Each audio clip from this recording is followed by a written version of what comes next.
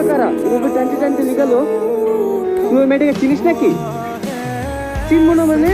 ও তোর প্রেমিকা, তুই ওকে পাগলের মতো ভালোবাসছিস। কি আবার তেমন বলছিস? তুই তো ওই মেয়েটার মধ্যে পাগল হয়ে গেলি নাকি? আমি পাগল না, তুই ভালো করে মনে করে দেখ। তুই যখন 3 বছর আগে কলকাতায় কাজে গেছিলি না, তখন এই সালমার সাথে তোর পরিচয় হয়। তোর মনে পড়ছে না? ভালো করে মনে করে দেখ, যেদিন আমার হাত কেটে গিয়েছিল।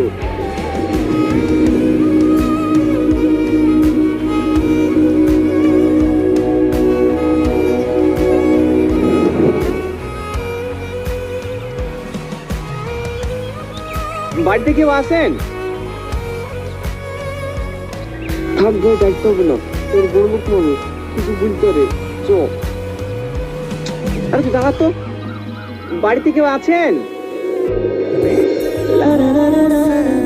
হ্যাঁ বলুন, কিছু বলছেন?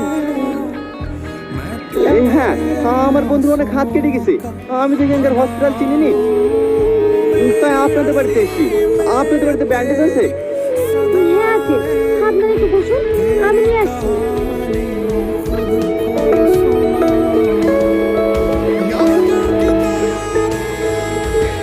খুব জলদি ভাই, ব্যান্ডেজ করলে সব ঠিক হয়ে যাবে।